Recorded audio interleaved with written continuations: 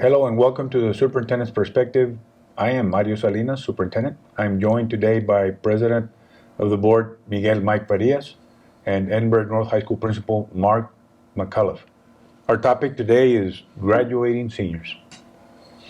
Sir, before we get going with the seniors, I know that on the COVID front, we have two major initiatives of vaccinating our students, seniors, and our parents. You want to talk a little bit about that? Yes, what's been really great is that we've been able, and we're in the process of vaccinating 100% of all our seniors that want to be vaccinated. Mm-hmm. I think the date is by the 16th of this month, that 100% of all the seniors that want to be vaccinated will be vaccinated. Currently, right now, since we handle Moderna, there's an age limit on Moderna, and it's 18 and older. But with the partnerships that we developed with DHR, they were able to facilitate our needs and also immunize the seniors that are not 18, 17 years old. So we'll be able to go ahead and do that, which is a testament of working together with, and I just want to thank DHR for helping us to do that. But then also we're going to go ahead, and since we have the age limit of 18 and older, we're going to start concentrating on our parents. Yeah. And I believe you had some information on how we're going to be doing that on the elementary level. I believe we're going to start in the elementary. Sir. And let me remind the community out there, our parents and others in the community, Edinburgh School District submitted an application to be our own provider to vaccinate our community. And we are approved, and we have been vaccinating 1,000 to 2,000, and sometimes even more members of our community, our staff, our nurses, and our staff. Yes, we have turned our focus to vaccinating our seniors, as you were mentioning, mm-hmm. But also this week we started vaccinating our parents. Very good. What we did, we through a random selection, we selected 12 campuses. To give 50 COVID shots to each of the 12 campuses through a random selection. Those campuses, in turn, through their own random selection, selected parents of fifth graders.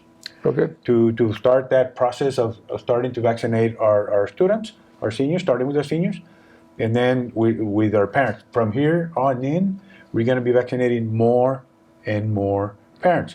Hopefully, you're right. We vaccinate with the Moderna vaccine. Mm-hmm. We've also done the Johnson & Johnson, and we've requested 2,000 Johnson & Johnson vaccine. Mm-hmm. Hopefully we can get those vaccines soon, and we can start really ramping up our vaccination to our community because as you know, we are a taxpayer-funded entity, and we need to give back to our community. We want to be part of the solution to getting back to normal, and we can't think of a better way than to vaccinate our parents and our students. Very good, and I'm glad you brought that up because, ECISD,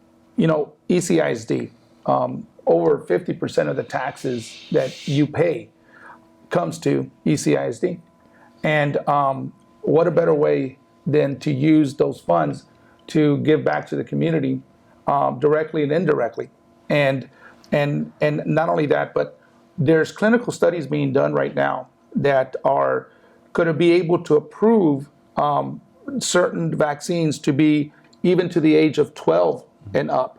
So whenever that does occur and we can get our hands on that, we'll go ahead and start vaccinating more of our kids, because right now we're limited with the 18. Mm-hmm. But once they open it up for the children younger, we'll go ahead and we'll start concentrating on reaching them and making sure that they are prioritized in our list of individuals. And the good thing about it is that most people don't realize this, but by the end of this month, ECISD, along with its partners, would already have vaccinated over 20,000. Wow. Vaccines have been administered. How many lives have we saved? Oh my gosh. I mean, it's countless. I mean, not only the lives of the individuals that get the vaccine, but the lives that we save of the individuals that are exposed to those people that haven't gotten the vaccine yet, we're protecting them also. So that's a big number. 20,000. By the end of this month, we'll be well over 20,000 administered vaccines. And that's a testament of number one, getting ready back in December. Remember, we had that conversation back in December, and working with our partners and able to meet the needs of the district and meet the needs of our community. We went beyond our district. We went to meet the needs of our community, which is a great testament of working together. And it's a great testament of you, sir, making it your initiative, the steps that you took, everybody that participated in making it happen in our district. It's a big amount of people. And but not only that, but we were able to do it in such an efficient manner that it's talked about, and our model is being followed in other places. And that's a great testament of great planning and working together. And whenever the community needed us, we got together and made it happen. We stepped up to the plate. Yes, we did. Mr. McCullough, what procedures are the principals using to contact these 18-year-old seniors, these seniors that you on campus? Well, first of all, let me tell you that they are very excited and very appreciative, and their parents are also, of being able to receive the vaccine. We have a list of all of our 18-year and older students, and we're making phone calls, contacting each individual student and their parents, and letting them know that it's available and that we have the paperwork that they need to be able to go to Robert Vela High School to take the vaccine, or in the future, as Mr. Faria said, that going through DHR to take the vaccine. When we call them, can I come get it right now? And they're just anxious to come to get those vaccines. That's good. Mr. McCullough, one of the, you're juggling many balls right now. We're coming down to the end of the year. It's a very important part of the year for seniors. Can you talk to us about some of the strategies that you and your colleagues are using to make sure that our seniors graduate come 6 weeks from now? Well, we're getting close, and I know that there may be some concerns there with the principals that some of the seniors are on schedule to graduate, some are not. Can you talk to us about that? Sure. This is obviously a very unique year. Last year was also a troublesome year, but this year the students, really a lot of the seniors haven't been on campus, where we could go to a classroom and say, Mark, come out here. I need to speak to you. They're not here on campus. So we have Google Classroom for all our seniors where they can get information. Our counselors have been making contact. Our counselors actually met with each individual student, and I know they're doing this across the district, not just at my campus. All the 4 high schools are having Google Meets with their students and sitting down and checking their graduation plan, making sure that they've reviewed any testing requirements, that they've reviewed any CCMR requirements, that they've received their CPR. They're looking at their attendance, they're looking at their grades, and they meet with each student. And every student has a plan checked off and outlined exactly what they need to graduate. And that's really our focus, is to make sure that every student that started with Edinburgh North or any other school and is wanting to graduate with us will have that opportunity to graduate. And we're working diligently, myself, my assistant principals, my counselors, my financial aid officers, my tutorial facilitators, all my teachers, they're making those calls to make contact with the parents, to make contact with the students. It's, again, there's no other word other than unique to say that this year students, especially seniors who are 18, 19 years old, they have the opportunity right now to maybe get a job and to help the family, which is very noble of them, and it helps the community. But we want to make sure that they focus and get that diploma we want them. So we're offering Saturday opportunities for them to come in and make up any credits that they need. We are offering after school tutorials. We're offering anything and everything that we can to make sure that that student has that opportunity to graduate. Yeah, they started. Most of the students started in pre-K. They're in the 13th year, and we're at the finish line, Mark. Yes. We're at the finish line, and we need to push them. Make sure those seniors don't lose sight of the fact that we're almost there. Yes. We have to graduate and move on to the next chapter of their life. I know that this week you started with the end of course test, which some of your seniors probably need. Yes, we had some. And I know there were some issues, technical issues. Can you tell us about how the end of course test went for you this year, this week? Yes, some of the seniors still need that English 1 test or that English 2 test. And this week we started off a little bit rough. I think everyone in the state had similar situations that we did. The computer systems for those students taking online tests was having some issues, and eventually TEA made a statement to go ahead and release those students since they were not able to log on. Well, shortly after they said that and we made our way to notify the students, the system came up and they were able to test. So fortunately, most of the high school students in the district were able to complete the online testing. Well, we had about 100 students taking online tests at our school, and they were all able to complete the test. At the other schools, I think they had maybe 80. I know Economitas had quite a few online testers, so they were able to get everybody done. I spoke to their dean this week, and they were able to test all 500 of their students that they had on campus. So I think overall testing has been going very smooth. Again, other than the initial glitch, but we've been able to move through and get everybody complete. We're still making sure that anybody who missed that initial opportunity will have an opportunity to come in and take a test. So, Mr. McAuliffe, so how many weeks do we have to get all this testing done? We have 5 weeks to 5 weeks, be able okay, to, good. to test the students. Good. So But we're not waiting till the last minute. Okay. Definitely not. We called every student and invited them on the first day, and the majority of those students showed up on the first day. We had about 160 students that didn't show up on the first day, so we scheduled them for the second day, and we're continuing moving through to make sure that everybody has that opportunity Very to good. test. So that hiccup, if you would have been asked this same question at 12 o'clock, it would have been a different answer. But at the end of the day, it pretty much all worked out. Correct. Good. Yes. Good to know. What other end of course tests are left for the school to administer? So we have 3 more end of course exams that'll come up next month.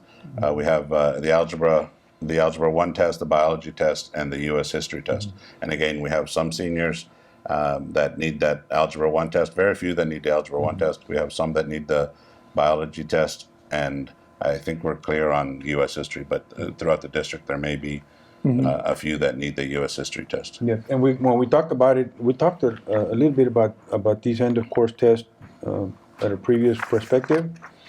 We were saying that if you're taking algebra, biology, or any one of these end of course tests, you best take the test this year rather than postpone it for another year, because what's going to happen, Mr. McCullough? Well, so every year, if you take it the first year, you have, as a freshman, say, you have your English 1, your biology, and your algebra 1 test.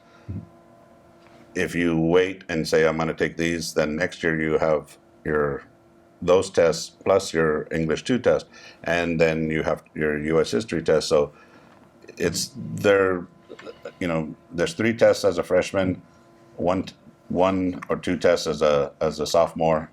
The best thing you can do is get them out of the way and have your junior year to finish off your credits, and have your senior year to maybe even have a lighter schedule where you can do some other things or be involved in academics or UIL or athletics, and have a little bit of a lighter senior year. What are the chances that you're going to retain the formulas in Algebra 1 a year from Correct. now? Little to none. Right? Very It's the very same little, thing with yes. biology. What are the chances that you're going to retain the facts? Exactly. Not high. Very true. And you don't want to compound everything. You want to spread it out evenly so they have a better opportunity to pass those Correct. tests. And I want to say this to the parents. TA says that it's choice if you want to send your children to campus to take the test. TA also says that if you want to take the test, you have to take it on campus. Right. So it can be valid and reliable. They also say we're not waiving the test. You need the test to graduate. So that's what we're dealing with. It's kind of like voluntold. Voluntold. Basically, they're giving you the option to volunteer, but they're still making it mandatory in order to pass. You do have to take the Yes, test. sir. They're saying you don't need to take the test. It's your choice. But if you're a senior and you need one of these to graduate, you ain't graduating. Exactly. You have to take the And we need to emphasize that we're not here to say that we're mandating that all the parents send your kids to school. No, we're just letting you know what the rules and the regs with TA, and we're just informing you. That way you'll know that when it gets closer to graduation, instead of letting you know when it's too late, we're letting you know right now where it's early enough where you can make a difference and make some quality decisions. We have a safe environment to teach in. We're still following all the protocols. The numbers have been going down, valley-wide as far as hospitalizations. So we have a safe environment where you can send your child to test and come to school. And at the end of the day, there's nothing like face-to-face instruction. Yes, sir. The campuses are safe. We have very few cases on campus, either from staff or students, very few. Almost 98% safe environment. It's not guaranteed, right? Nothing's guaranteed, but they're safe, we're safe, or otherwise we wouldn't be encouraging our students to go onto campus. I know that another major one, a big test coming up for your seniors and your juniors actually, are the AP exams. Mr. McCullough, you want to talk a little bit about that? And when are they? So they start next month. Also in May, we have pretty much that whole month of exams, starting at the beginning of May. At my campus, we have 1,535 students that are registered for exams or in AP classes, able to take those exams. So we're offering 31 different exams that students can take those exams and by passing the exam with a 3 or better, earn college credit and but really start off graduating from high school with hours in college. And our campus is a very we're based on the curriculum. We're based on making sure that the students learn and that they're prepared and ready to go on to college. Since you brought up college, I know that both of you had a meeting with STC, I believe, and there was some negatives that could be turned into positives that you guys learned that STC said they were having some challenges, but along with the challenges are the opportunity that's opened up. Would you mind sharing? Yes, sir. We met. I invited the 4 high school principals to a meeting with us, myself, the 4 high school principals, with Dr. Plummer from the STC and his cabinet. Mm-hmm. And we wanted to see, they need us and we need them, type of relationship. They need us so that we're the largest school district in Hidalgo County. We graduate almost 3,000 students per year. And they know that, and they want our students to go to their school. And from our end, we want to send our students to their campus. We want them to accept our students. Okay. And so let me just briefly tell you that STC has come a long way from when we were young and going to college. They offer almost any program that UTRGV offers. They offer, if you want to be an FBI agent, they offer a criminal justice degree. If you want to be a teacher, they offer that. If you want to be if you want to have a 4-year a bachelor's of science in nursing, they offer that. If you want to be a licensed vocational nurse, they offer that. If you want to study cybersecurity, they offer that. If you want to study to be a plumber, they offer that. If you want to study air conditioning and heating technician, they offer that. They offer just about engineering, they offer that. That's great. So they have very good programs. And so we most of our students in Edinburgh, most graduating students go to STC. And so we wanted to make sure that our students are taking advantage of that institution. And so we met with them. One of the things that they told us, sir, very important, is that not enough of our students are applying for student financial aid. Wow. They're not. And one of the things they told us is that we have a lot of money. The federal government has given us many grants, a lot of money in the form of grants, where the students get these monies and they don't have to pay them back. Yeah. And one of the things that caught my attention is that they mentioned, and these grants are not just for families that are designated as low income. These grants are for middle class families as well.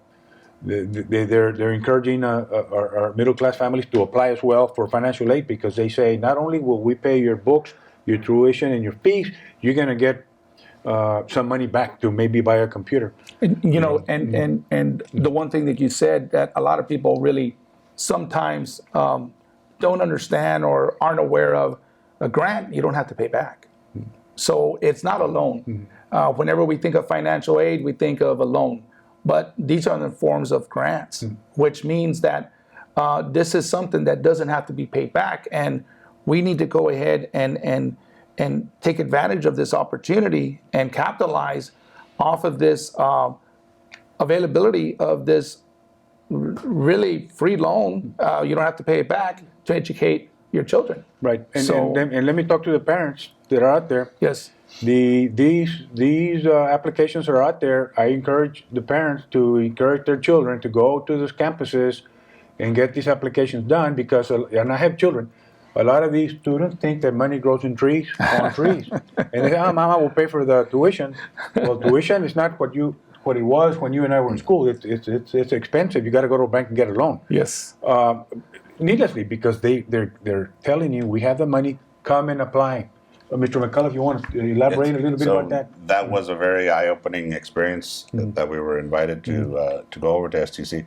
It's a multi-million-dollar facility. They have all the state-of-the-art equipment. It's a fascinating and amazing place that I would send my own children had they not all graduated from college already.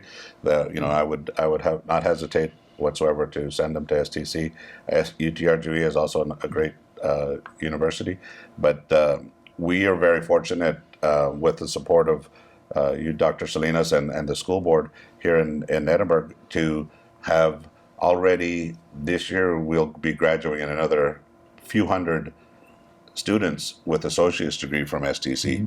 I know I have 61 students on my campus that'll be already graduating with an associate's degree this year, and the other high schools, I'm sure, have similar numbers or greater numbers.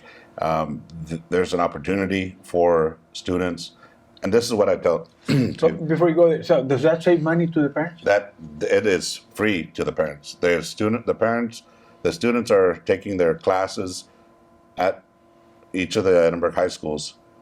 The teachers are either, in my case, all but one teacher are my teachers on campus. They all have their degrees, their master's degrees, and they teach through STC, but on my campus. So the students can get dual enrollment credit.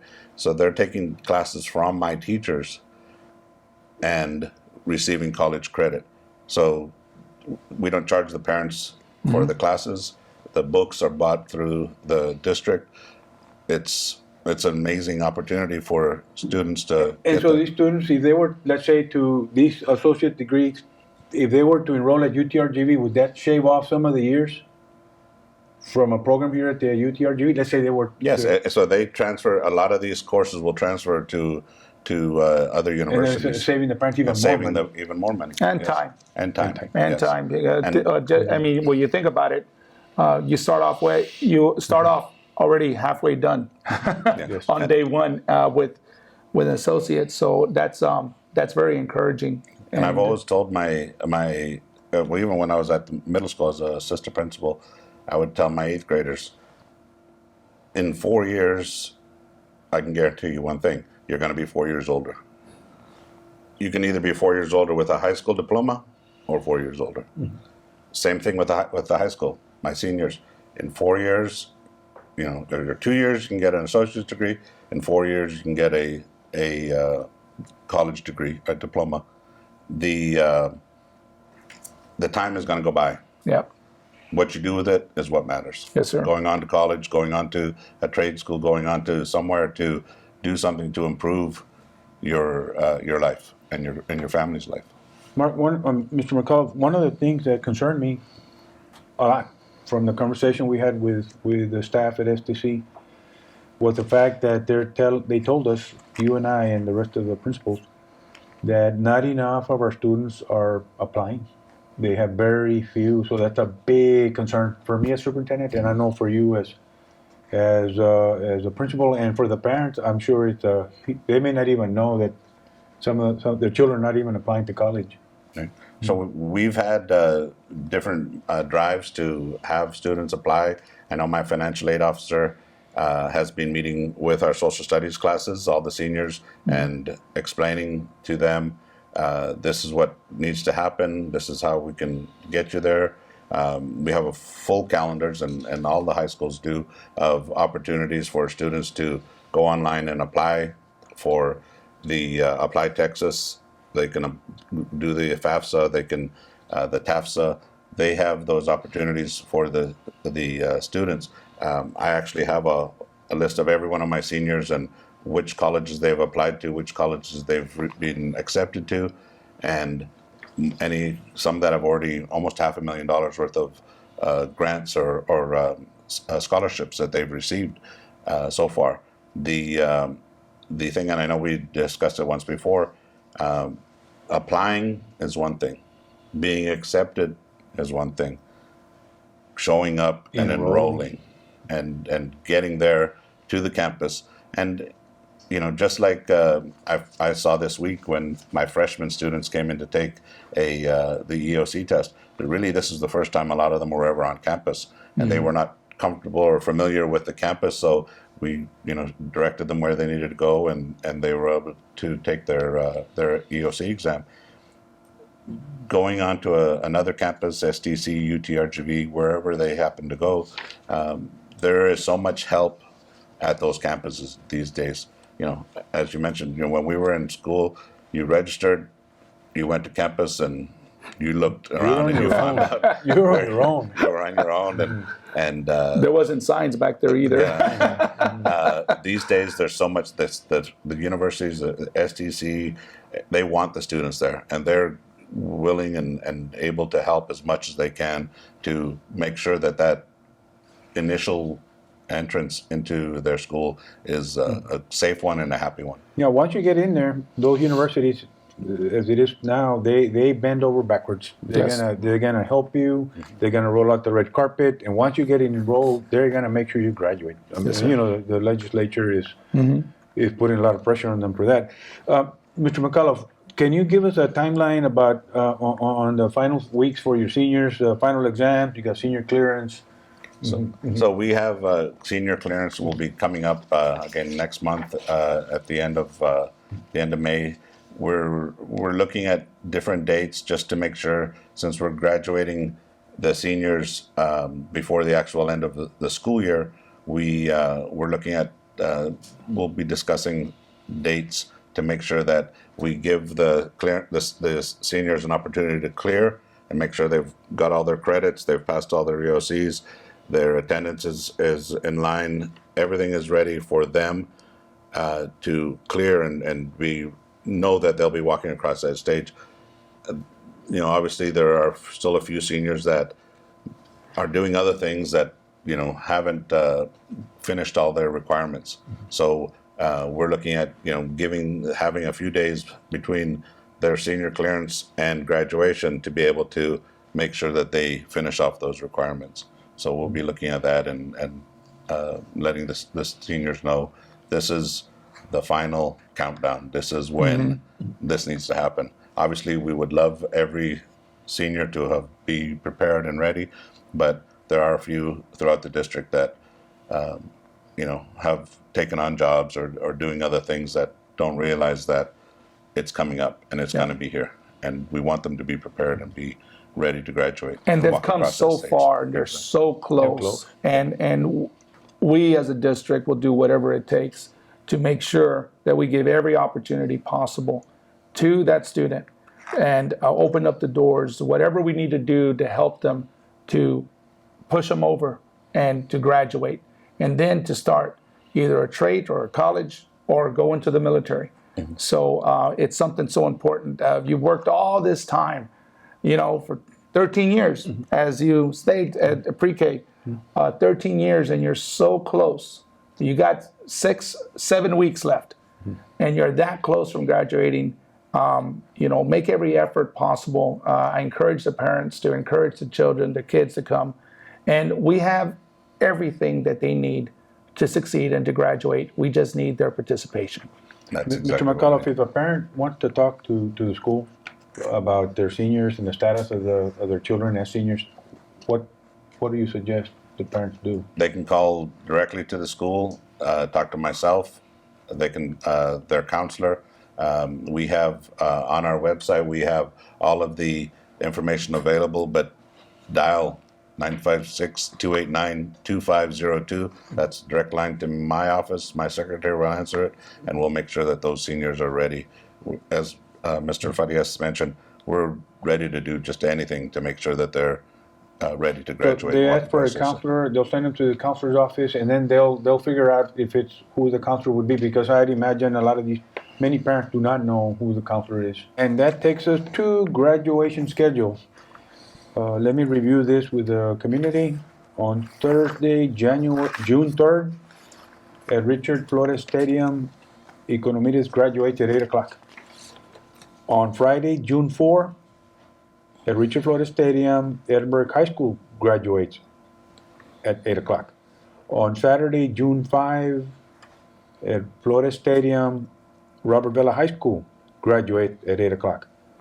And on Sunday, June 6, Edinburgh North High School graduates at 8 o'clock. On the tickets, Mr. Farias, last year we were able to give parents 2 tickets per family, and this year, if the way it's going right now with the pandemic, it appears to be slowing down.